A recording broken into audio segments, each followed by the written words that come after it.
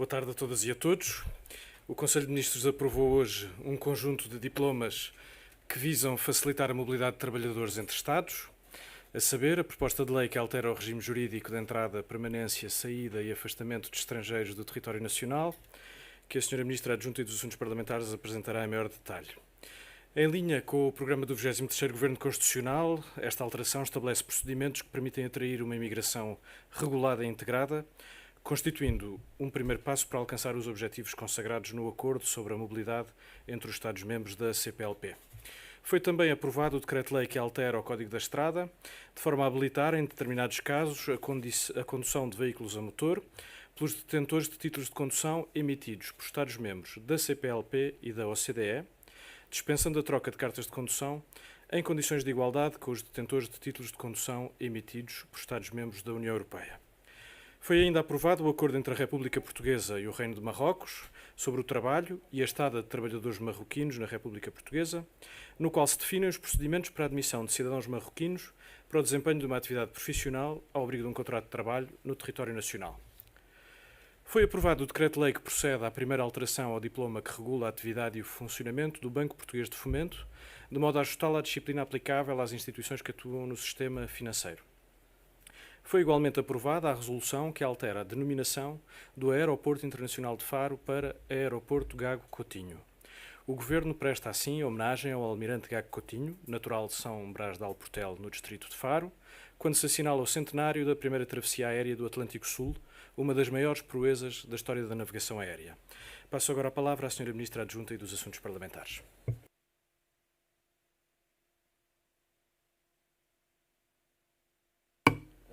Já está? Muito obrigada, Sr. Secretário de Estado. Muito boa tarde a todos. A proposta de lei 89, que altera a lei dos estrangeiros, constitui, do nosso ponto de vista, um grande passo na promoção das relações históricas com os países CPLP, garantindo assim a aplicação plena do Acordo sobre a Mobilidade entre os Estados-membros da Comunidade de Países de Língua Portuguesa, assinado em Luanda a 17 de julho de 2021. No âmbito da concessão dos vistos de curta duração, de estada temporária e visto de residência para cidadão abrangido pelo acordo da CPLP, passa a haver uma facilitação no visto, na emissão do visto, e por isso mesmo o consulado pode consultar diretamente o sistema de informação Schengen. Em consequência do âmbito da concessão de vistos de estada temporária e visto de residência para cidadão estrangeiro, dispensa-se agora o parecer prévio do CEF que a lei atribuía. Para o cidadão abrangido pelo acordo CPLP, que já esteja em território nacional, prevê-se a possibilidade de requerer autorização de residência temporária em território nacional. Prevendo-se ainda que os titulares do visto de estada temporária ou que tenham entrado legalmente em território nacional podem requerer em território nacional a autorização de residência CPLP. Eu julgo que, para além de honrar as relações históricas com os países da CPLP, esta alteração é absolutamente fundamental na organização dos fluxos regulares, seguros e ordenados de migrações, assim como para o combate à migração ilegal e ao tráfico de seres humanos, a ele associados, e permite ainda dar resposta às necessidades urgentes de recursos humanos e a necessária revitalização da nossa economia. Também no sentido da promoção das migrações seguras, ordenadas e reguladas e do combate à escassez da mão de obra, procede-se à criação de uma nova tipologia de visto, concretamente o visto para a procura de trabalho, possibilitando assim a entrada em território português a nacionais de Estados estrangeiros que venham à procura de trabalho pelo período de 120 dias, extensivo a mais 60 dias, num total de 180 dias. E elimina-se definitivamente aquilo que considerávamos um anacronismo já há muito tempo, que é o regime de cotas para visto de residência para trabalho subordinado. É igualmente facilitada a obtenção de visto de residência para a frequência de programa de estudos do ensino superior, porque não faz sentido que os alunos do ensino superior queiram aqui estudar e estejam dependentes deste visto durante muito tempo, e por isso mesmo passa a ser dispensado o parecer prévio do CEF para este tipo de visto, desde que o requerente já se encontre admitido na instituição de ensino superior em território nacional. passa a prever-se ainda a concessão de visto de estada temporária e de visto de residência para o exercício de atividade subordinada ou independente aos profissionais que prestem atividade remotamente para fora do território nacional. Isto é, passa a ser atribuído um visto também de residência ou de estada temporária aos nómadas digitais. Além disso, simplificam-se os procedimentos e aumenta-se a validade dos documentos, executa-se na ordem jurídica nacional os regulamentos da União Europeia, designadamente relativos ao estabelecimento, ao funcionamento e à utilização de informação Schengen, que em 2018 ditaram a reconfiguração do sistema de informação Schengen de segunda geração. Termino com duas notas finais, que no âmbito do título de residência de britânicos, beneficiários do acordo de saída do Reino Unido da União Europeia, passa a prever-se que as entidades públicas que procedem à recolha de dados biométricos ficam habilitados a emitir o cartão de cidadão britânico. E passa ainda a prever-se a possibilidade dos vistos de estada temporária ou de residência terem como finalidade o acompanhamento dos familiares. Até aqui vinha um cidadão estrangeiro e só mais tarde, quando o seu processo estivesse regularizado, é que era possível que a família viesse. Neste momento elimina-se essa barreira e a família pode toda, em conjunto, vir para Portugal enquanto um ou os dois membros do casal possam procurar emprego.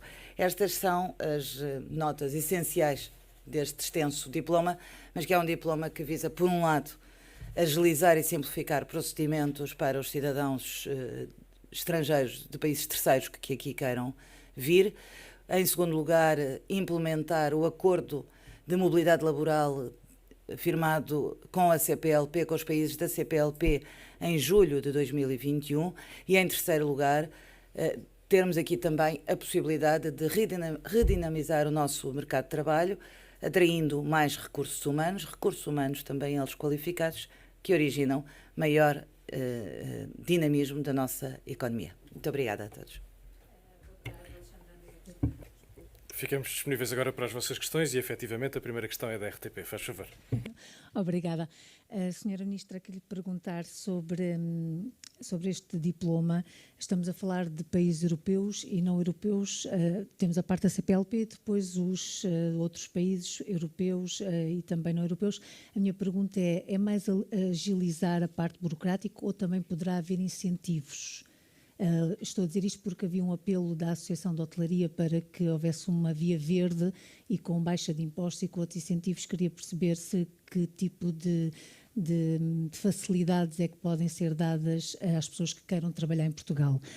Depois, ao Secretário de Estado, queria colocar uma questão sobre saúde, sobre a situação que se passa atualmente nas urgências hospitalares. O Presidente da Administração Regional de Saúde de Lisboa já veio dizer em entrevista à RTP que admite recorrer aos privados, que os privados estão disponíveis, sobretudo, para ajudar a receber grávidas em trabalho de parto e, sobretudo, aos fins de semana. Eu queria perceber se já há acordos firmados, há contratos feitos e para quando, para que unidades e se o valor é justo para o SNS. Queria que me desse o que é que já há de concreto no terreno, tendo em conta a situação difícil e se é esta a resposta. Queria ainda perguntar sobre o concurso para médicos especialistas que foi anunciado, quando é que vai ser feito e como. Ora, quanto a essas questões, elas não foram objeto de deliberações do Conselho de Ministros e não dispomos da informação para lhes poder responder completamente e, portanto, tenho que a convidar a endereçar diretamente essas questões à área governativa da saúde para poder obter respostas mais concretas. E, no resto, Sra. Ministra. Muito obrigada, Sr. Secretário de Estado. Este diploma prevê essencialmente a agilização, simplificação, desburocratização ou, no fundo, se quiser, remover as barreiras burocráticas que impediam que muitas vezes os vistos fossem dados com a celeridade com que deviam ser. Criam-se novos vistos, designadamente o visto para a procura de trabalho.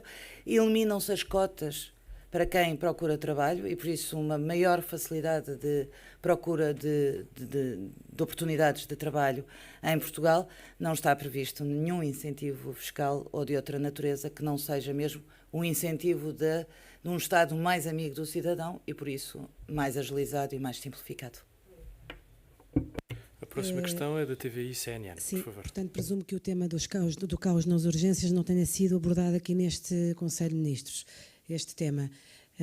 Queria só confirmar com o Sr. Secretário de Estado e também, já agora, o Banco de Portugal revê em alta a inflação para 5,9%.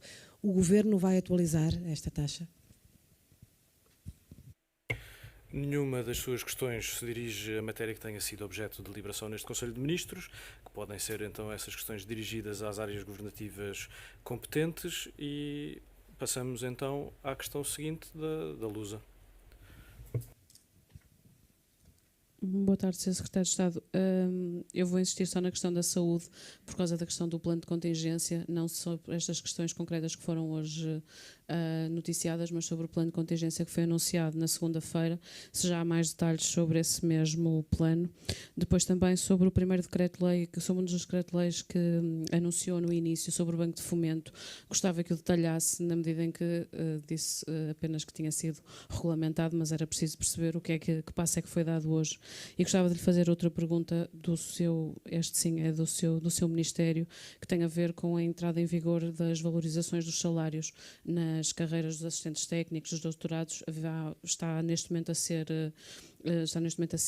negociado. Pergunto-lhe se ainda vai entrar em vigor este ano, se as negociações já terminaram e se sabe quantas pessoas é que pode vir a abranger esse novo sistema. Obrigada. Muito bem, a insistência na pergunta também tem que ter como correspondência a insistência na resposta. As matérias que não são tratadas no Conselho de Ministros não são tipicamente objeto de esclarecimentos na conferência de imprensa do Conselho de Ministros. E isso é verdade para as questões da saúde, é também verdade, obviamente, para as questões remuneratórias que me coloca, e não será o momento, com uma negociação em curso, para eu lhe adiantar também nenhuma informação a esse respeito. Quanto ao Banco de Fomento, o decreto-lei é muito singelo. Aquilo que faz é equiparar as dimensões de recrutamento dos administradores do Banco de Fomento àquelas que são já atualmente as exigências do regime geral das instituições de crédito e das sociedades financeiras.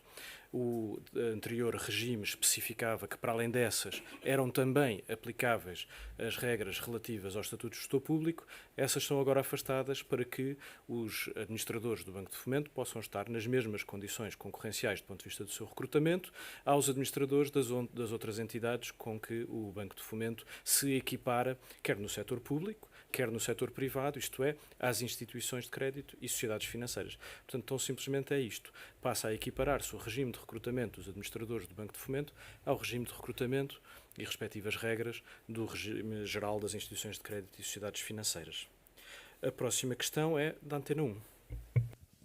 Boa tarde, João Alexandre da Antena 1. Deixa-me perguntar-lhe em relação ao Banco de Fomento. Na altura, quando foi apresentado como um instrumento também que poderia ajudar a dinamizar a economia, mas tem havido muitas dúvidas em relação à forma como até agora tem havido algum atraso, vá lá, podemos dizer, nessa tentativa também de tornar o Banco de Fomento mais fulcral também para dinamizar a economia portuguesa. Queria deixar a pergunta relativamente genérica ao Governo, se até ao momento o Banco de Fomento já pode começar a cumprir aquilo que foram as expectativas que foram também manifestadas em relação ao Banco de Fomento. Muito obrigado. Os objetivos do Banco de Fomento, do ponto de vista da dinamização da economia portuguesa, são os que enunciou. Existem ainda alguns outros desafios à ação do Banco de Fomento, mas a composição dos seus órgãos de administração é objetivamente um pressuposto essencial da sua capacidade de atuação. Este é, portanto, um primeiro passo determinante para, nos termos do programa do 23º Governo, poder relançar a atividade do Banco de Fomento e colocá-la a cumprir aqueles que eram os objetivos na sua criação e que estão reafirmados também no programa do 23º Governo. Este não será um movimento único, os mais serão anunciados pelo Sr. Ministro da Economia quando for oportuno. Muito obrigado. A próxima questão é da SIC. Boa tarde, Inês Martins, da SIC. Uma pergunta para a Sra. Ministra sobre os vistos de procura de trabalho. Referiu que este em particular pretende combater a escassez de mão de obra.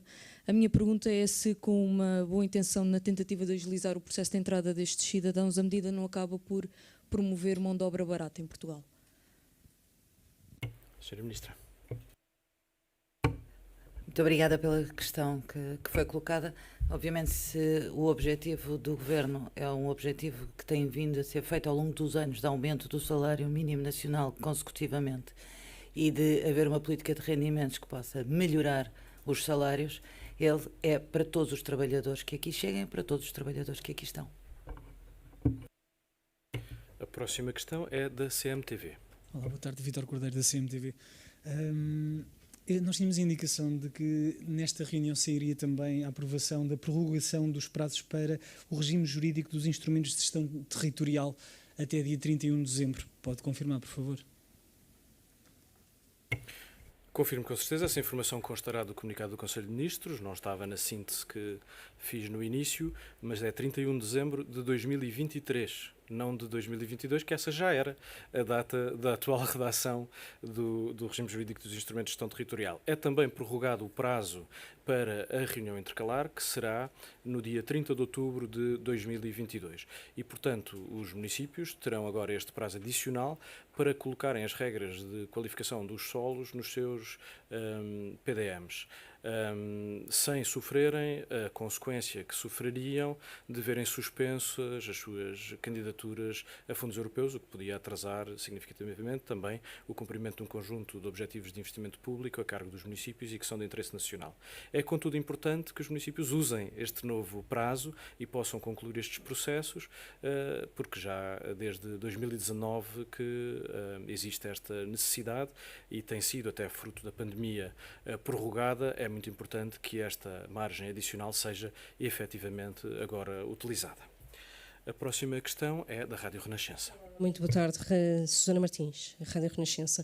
Eu gostava de colocar duas questões à Senhora Ministra em relação aos vistos. A partir de agora, todas as famílias de imigrantes que entrem, a todos os membros dessa família é concedido o visto. É isto? E a outra questão é em relação a vistos Gold.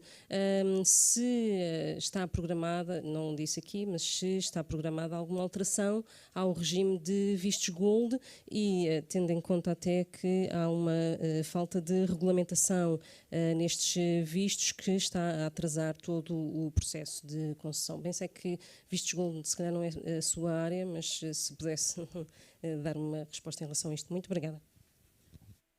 Antes de dar a palavra à Sra. Ministra, permita-me uma nota sobre vistos Gold. Bem sei que ontem foi noticiado que há falta de regulamentação. Do meu ponto de vista, a lei, quando foi alterada no passado, é diretamente aplicável e não carece de nenhuma especial regulamentação. Portanto, há falta de evidência de que esse facto seja inteiramente verdadeiro.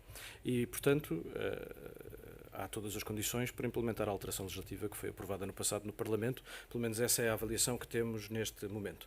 Quanto ao mais, Sra. Ministra. Muito obrigada, Sr. Secretário de Estado, reforçando que, de facto, a lei tal qual está não carece de regulamentação por parte do Governo.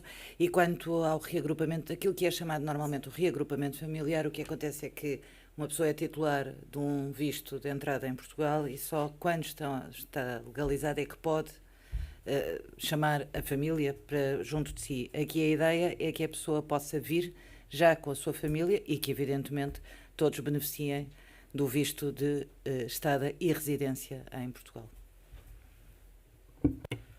A última questão é da TSF. Olá, bom dia. Perguntar sobre qual é a estimativa que tenha sobre o número de pessoas que poderão ser abrangidas por esta mudança na lei para a entrada de mão de obra em Portugal e quais é que são os setores que serão mais privilegiados. Tem alguma ideia? Se será a hotelaria, a agricultura?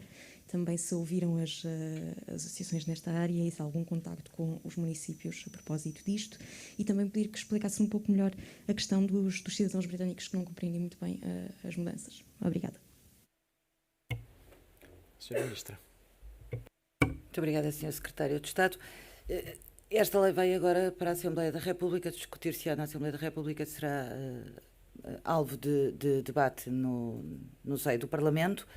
Não lhe posso dizer quantas pessoas serão abrangidas por esta lei, mas aquilo que está previsto é que possam ser abrangidas tantas quantas as que queiram vir para Portugal e que venham para Portugal concretizar também e realizar os seus projetos de vida, seja em relação à sua última questão sobre quais são as vagas de trabalho. Obviamente que isso não está feito neste momento, há de ser feito também pelo próprio IFP, pelas próprias empresas e por quem entender que precisa destas pessoas também que aqui chegam. Peço desculpa. Os cidadãos britânicos têm a ver, evidentemente, com a saída do Reino Unido da União Europeia. Passam a ser cidadãos que estão cá, mas que têm um papel que tem que ser renovado sistematicamente. A ideia é que possa, através do acesso aos dados biométricos, ter um cartão de cidadão britânico que lhe permite acesso a todos os direitos que aqui qualquer cidadão estrangeiro tem e que não foi pelo facto de ter acontecido o Brexit que perde direitos em Portugal. Muito obrigado a todas e a todos. Uma boa tarde.